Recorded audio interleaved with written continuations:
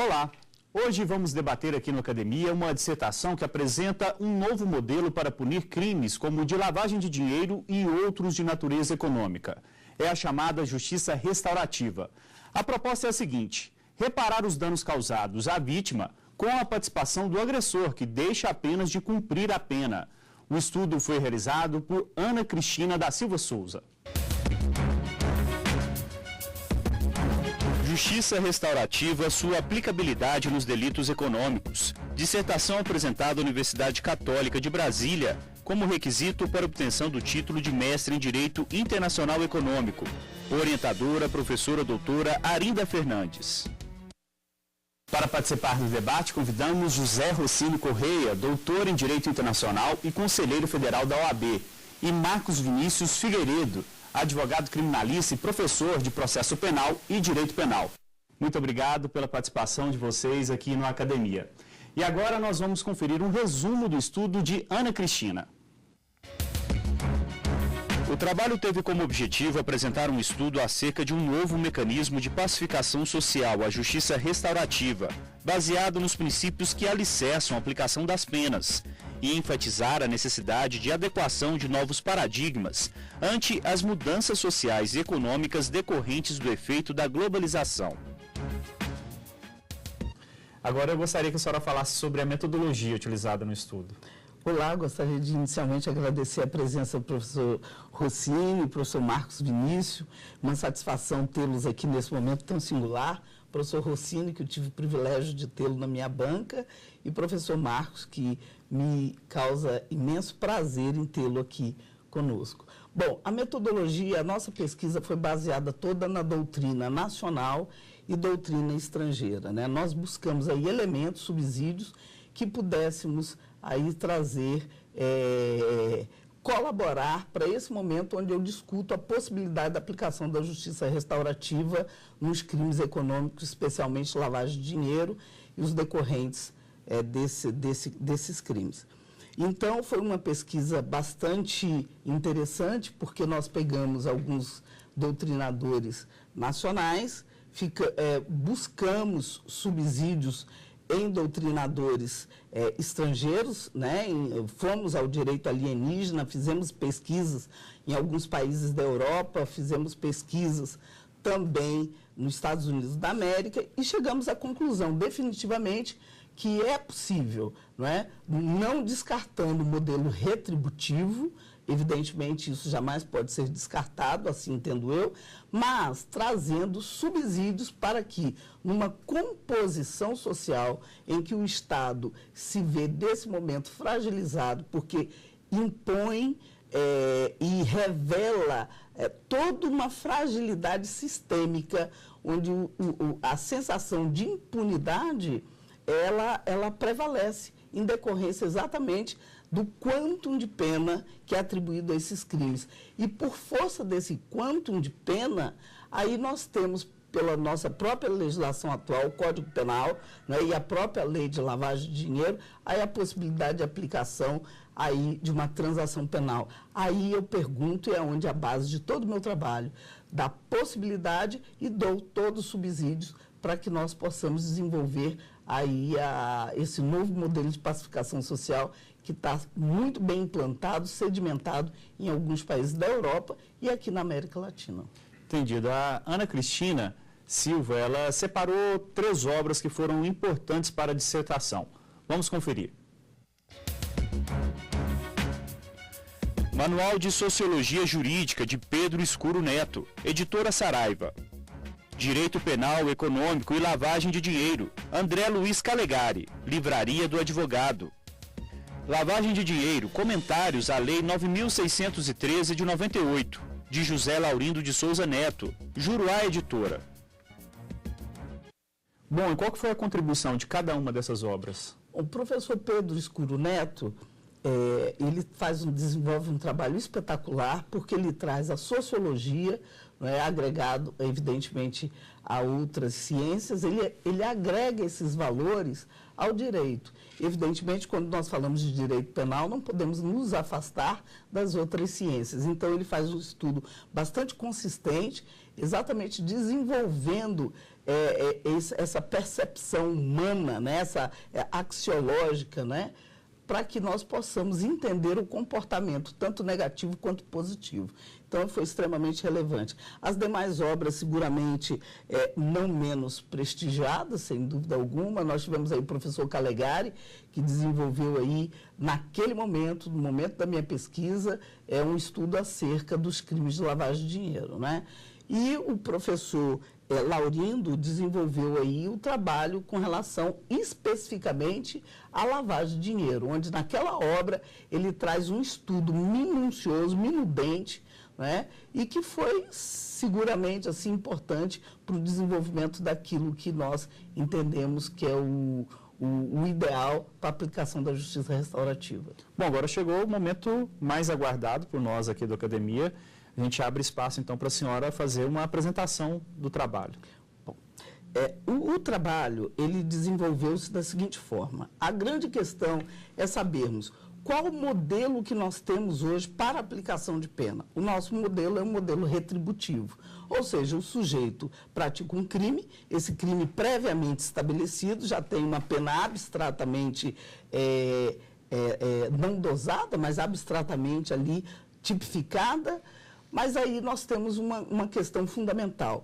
Como é que o Estado, por meio desse modelo retributivo, tem conseguido compor efetivamente a pacificação social, que é a sua destinação final, é a destinação final do direito penal. Nos crimes de lavagem de dinheiro, eu achei que a própria lei, na ocasião, ela deixava uma brecha para quê?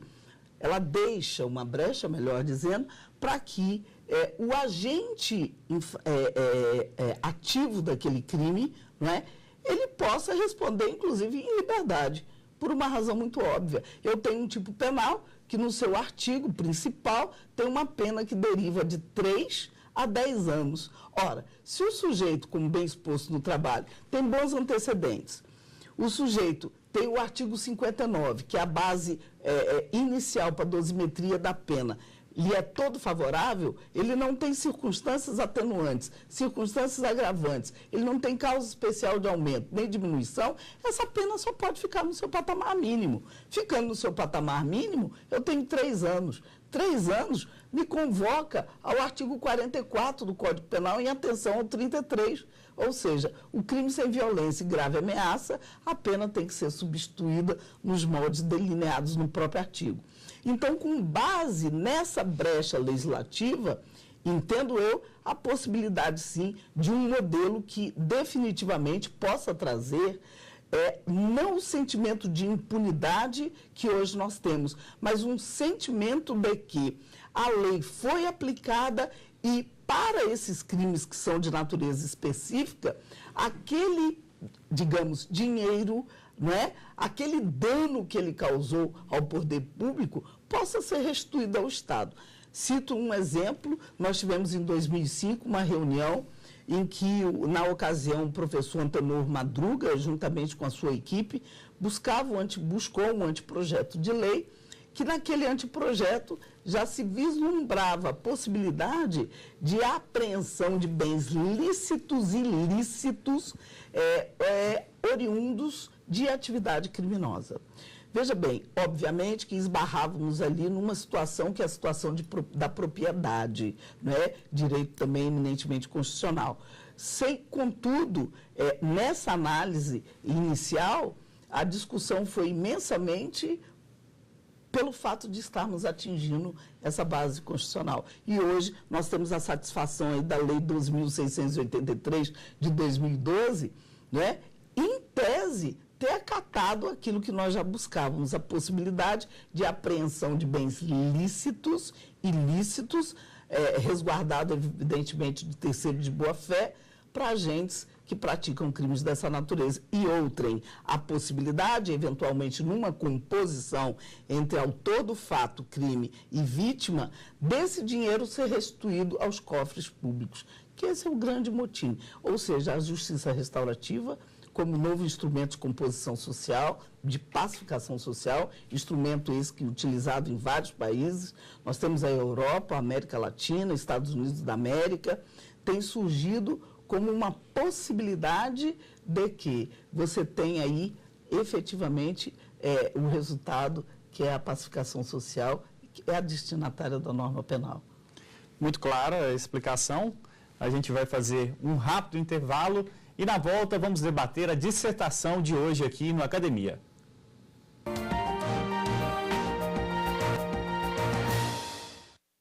Estamos de volta com a Academia e agora vamos debater a dissertação da Ana Cristina da Silva Souza. O estudo propõe a utilização de um novo modelo de justiça para os crimes de natureza econômica, como lavagem de dinheiro.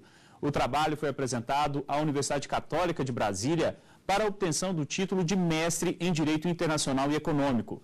Mas antes do início do debate, vamos conferir algumas teses e dissertações que você também pode ter acesso. Responsabilidade Civil da Administração Fiscal, Vasco Branco Guimarães, editora Fórum. Promessa de compra e venda e parcelamento do solo urbano, de Arnaldo Rizardo, editora Revista dos Tribunais. Sistema Tributário Nacional e Globalização, análise do controle fiscal dos preços de transferência, de Ariane Costa Guimarães, editora LCR. E agora a gente vai começar o nosso debate. Eu quero abrir a palavra aqui para o professor Dr. Rossini fazer a pergunta para a senhora Ana Cristina. Eu quero, antes de mais nada, cumprimentar a todos e dizer da honra em participar mais uma vez do Academia, cercado de pessoas com as quais eu tive a satisfação de conviver no ambiente acadêmico. E essa satisfação significa, primeiro, um reconhecimento de que se está em face de um trabalho absolutamente maduro, não é? Refletido, e que, juntamente com a tese doutoral de Raquel Giveron, significa uma contribuição decisiva para as letras jurídicas nacionais nesta temática da justiça restaurativa. Tá? Uma dissertação de mestrado de Ana Cristina e uma tese doutoral de Raquel Giveron certamente integram o que de melhor se escreveu no Brasil sobre justiça restaurativa.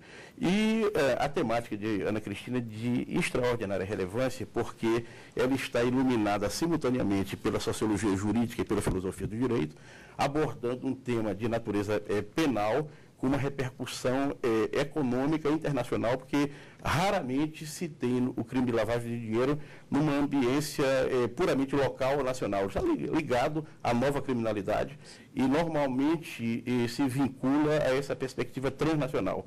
Eu lhe pergunto, de sua reflexão, de sua pesquisa, de seus estudos, que aporte nós podemos ter no ambiente jurídico nacional para essa renovação na esfera penal? Professor Rossini, renovo a minha satisfação e digo para o senhor que nós temos hoje o direito à globalização, o direito hoje não podemos dizer que ele é nacional, ele é transnacional, evidentemente, porque todas as fronteiras foram abertas e com o advento da globalização isso ficou muito maior. Quando se fala em crime, os crimes hoje eles não são nacionais, são transnacionais. Então, o que nos motiva e o que nos fundamenta a possibilidade da utilização da justiça restaurativa é exatamente as experiências de alguns estados. Evidentemente que a origem desse trabalho se baseou na aplicação da justiça restaurativa em algumas situações que, de fato, não trazem tanta gravosidade. Eu não digo gravosidade, obviamente, que todo crime ele tem a sua repercussão social e criminogênica, sem dúvida alguma.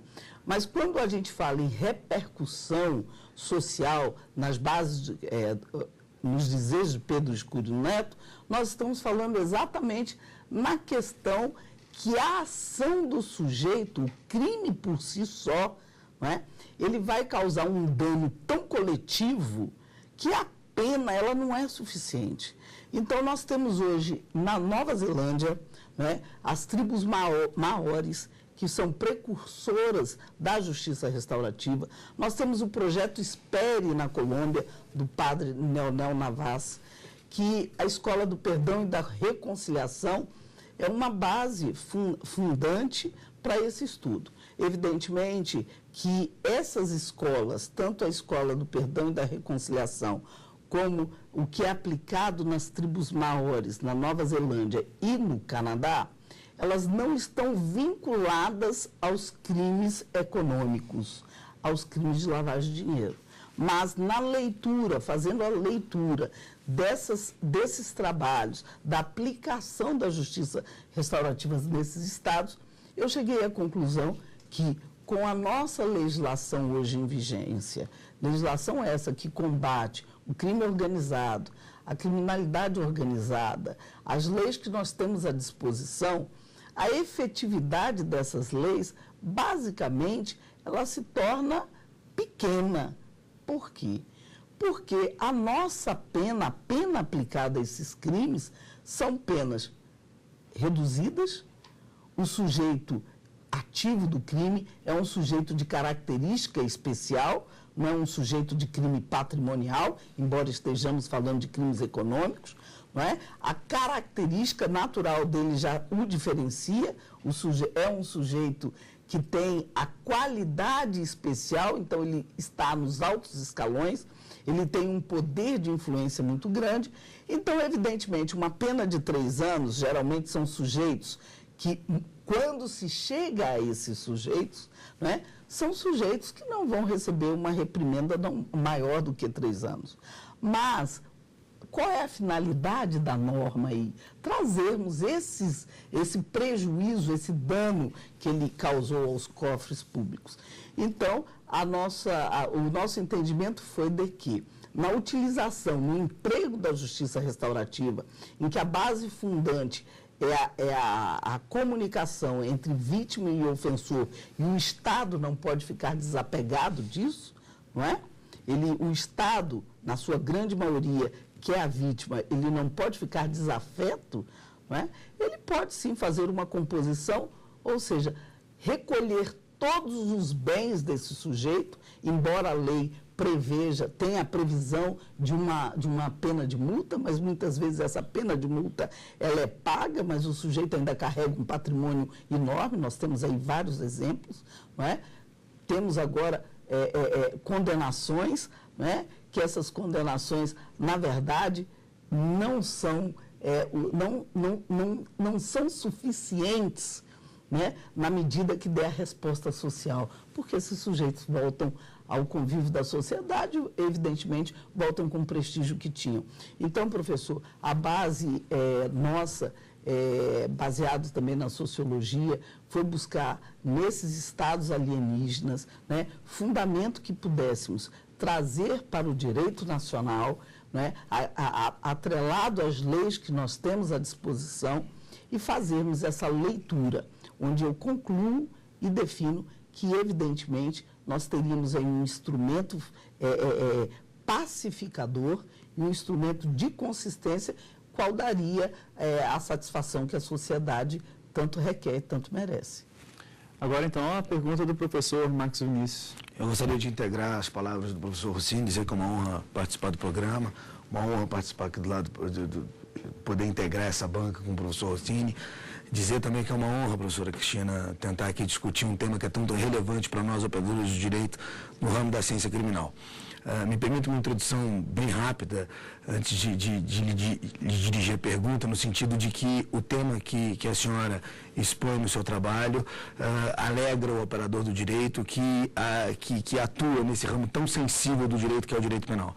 As pessoas não conseguem compreender que o direito penal tem uma função e essa função se limita à aplicação da pena. O juiz, quando aplica a pena, ele guarda o direito penal e nascem outros ramos do direito específicos que passam efetivamente a integrar esse conjunto social, porque é a função primordial da pena, e a senhora traz isso muito bem no seu trabalho, porque a função da justiça restaurativa é reintegrar aquele que efetivamente pratica o crime.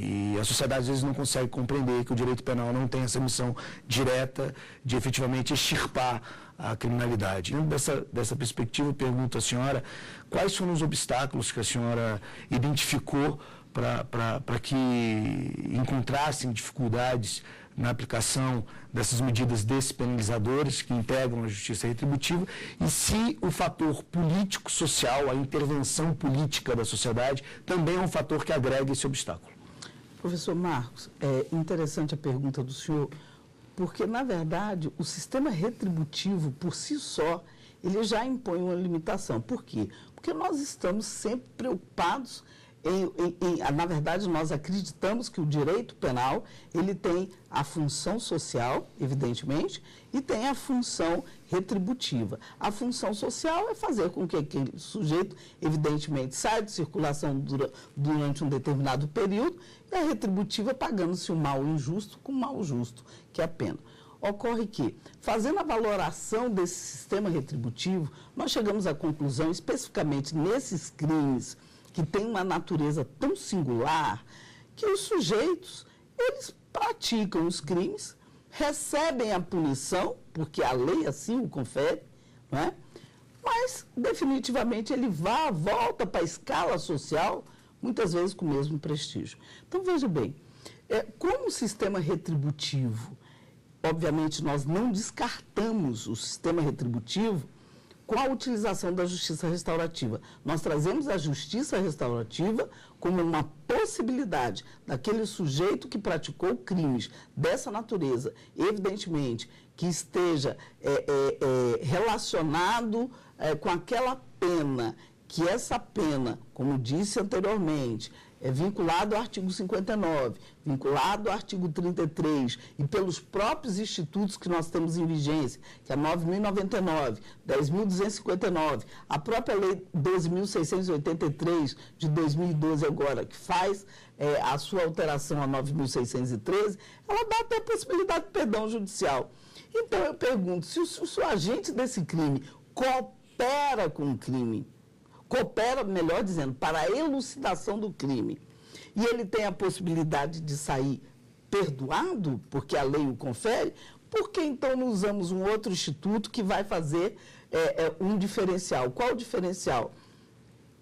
Perdão do Estado com a recuperação da vítima, mas, sobretudo, eu trazendo todo o patrimônio desse sujeito que não está comprovado sua origem ilícita ou ilícita.